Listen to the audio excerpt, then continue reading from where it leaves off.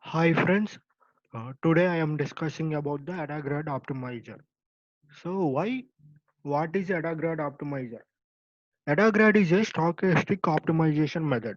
So it uses stochastic optimization technique. So these are all first order differential functions. So what is the AdaGrad stands for? AdaGrad means adaptive gradient. That's why name it called AdaGrad. Why it is called AdaGrad? Because it adapts the gradient based on the running rate to the parameters. So you can ask how it adapts. It performs smaller updates for parameters associated with frequently occurring features. So which parameters frequently occur, it small the it reduce the updates. And if large it updates the large updates for parameters associated with infrequently occurring features. If some parameters are rarely occur, then it updates large amount. So that's why it is called adaptive gradient. So AdaGrad modifies the general rendering rate eta. See, this is the eta at each time step t for every parameter. So it for every step, and if any parameter changes, the eta will changes. So this is the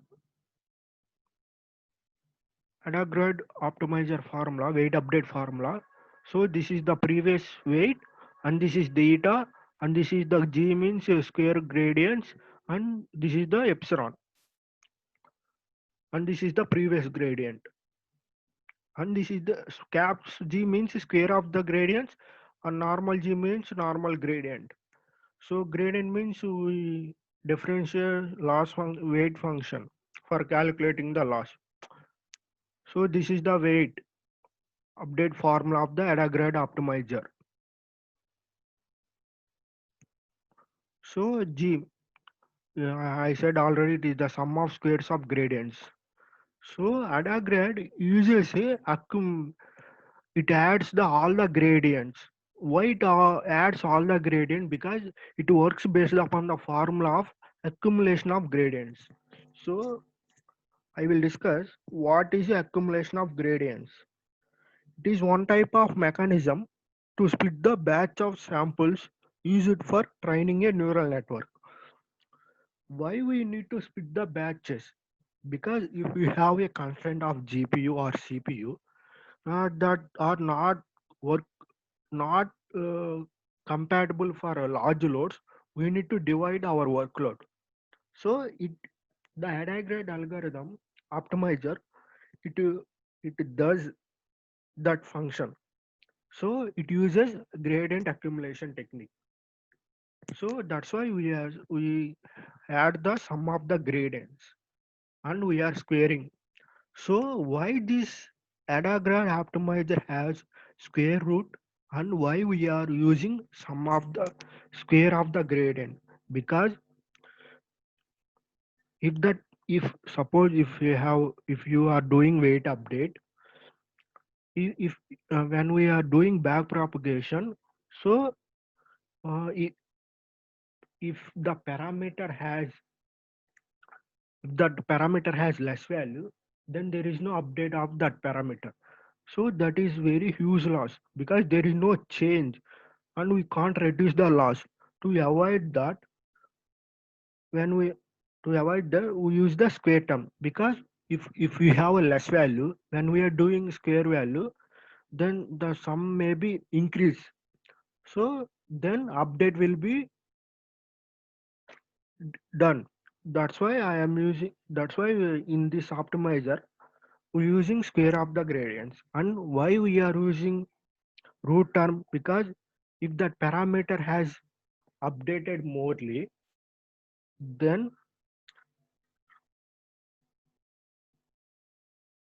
if that parameter has high value, it can't update when we are doing back propagation. So because if we have more, the parameter has high value, when we are doing back propagation, there is no change of that parameter. To avoid this, we use root. Then if you do root of that function, then value of that function will be decreased. That's why we are using in AdaGrad, they are using square of the gradients and root of the gradients. So this is the about the AdaGrad optimizer. And what is the advantage of AdaGrad? There is no need to manually tune the lending rate because it automatically adapts the lending rate based upon every time step. So and it uses a gradient accumulation technique, then workload will be managed. And disadvantage, accumulation of a square root gradients, it means if every added term is positive, because if all the gradients are positive, then the sum keeps going during training. It causes the lending rate to shrink and become the infinitely small. So this is the disadvantage of AdaGrad optimizer.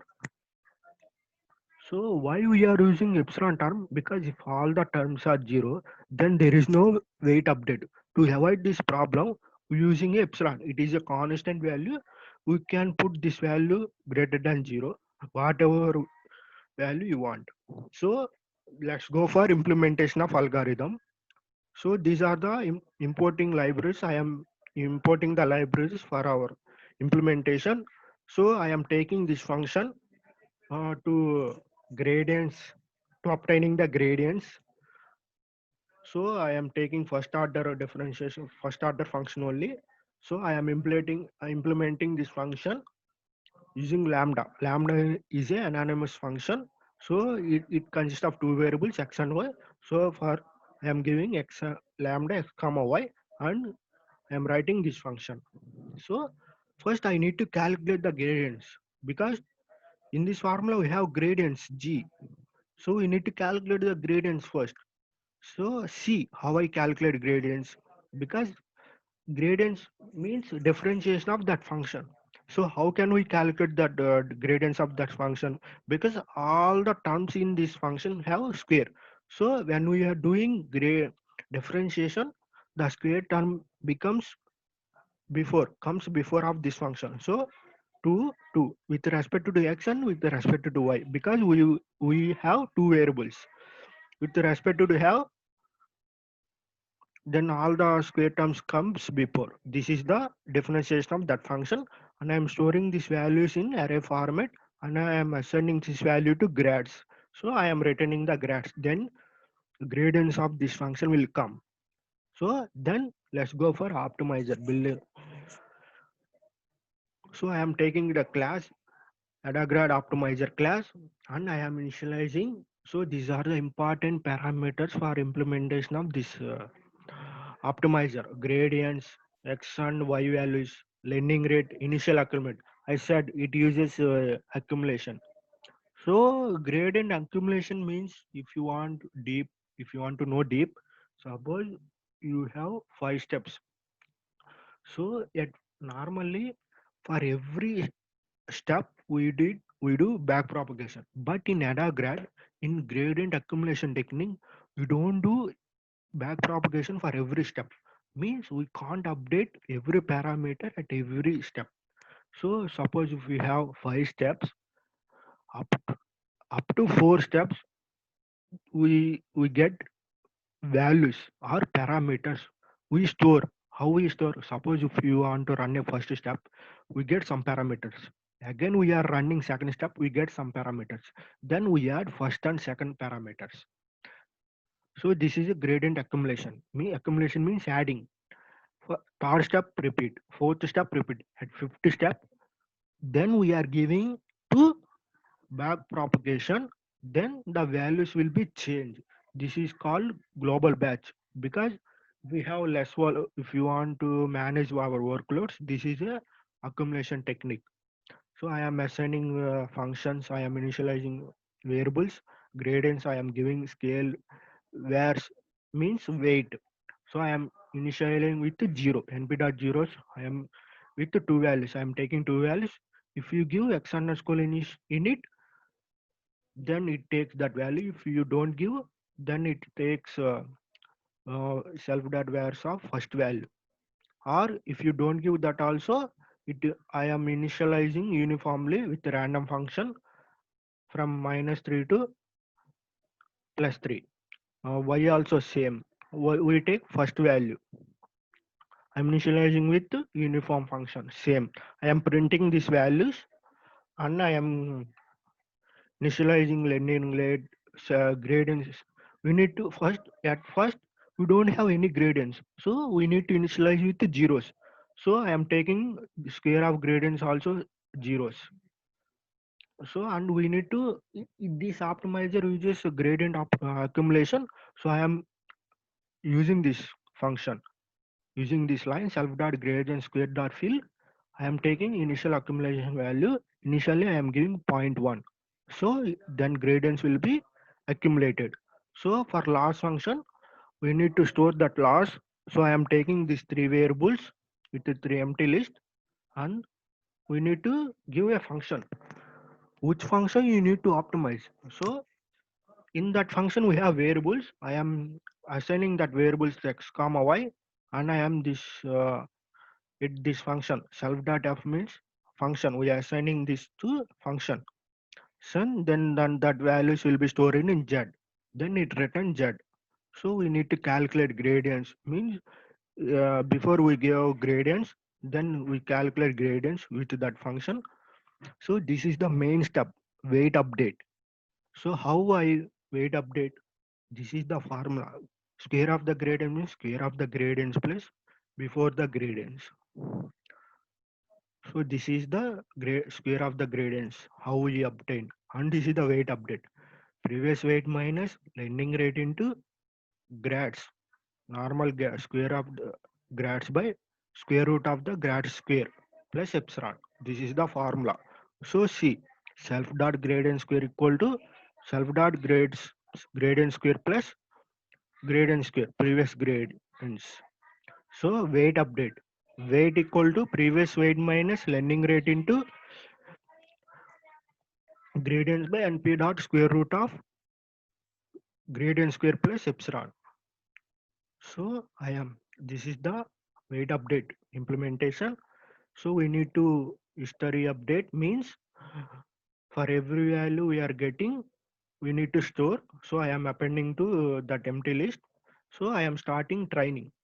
So I am giving maximum steps. At how many steps this should be trained. So I'm initializing z with 0 and I'm printing every value x y and every value, and I am opening this file to store the values. This is the main part. So how these steps run? We are giving maximum steps. That up to that steps we need to run.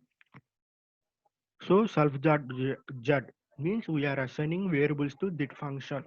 After function obtain, we are giving first to function. After function we are giving to self z variable. And history update we give x y z, and gradients we are obtaining the gradients of the function, weights and every weight update. Because for every step these are the important terms, parameters need to change. First gradients, weights, weight updates for every loss. So these are the parameters. So that's why I'm giving in the for loop and printing that values. And for every 100 step I am printing these values. I am checking previous and updated value is less than or equal to 1 into 10 power minus 7. Then we are that that function is very good. So I am printing enough convergence. So I am printing the steps. So I am updating the z and xy values and breaking the function. I am assigning self dot z to previous underscore z. This is the final. I am closing. So I am storing this xy in a array format. So this is the function. I am returning the x and y z values, all the values. So thank you friends watching this video. Please subscribe my channel and please press bell icon. Thank you.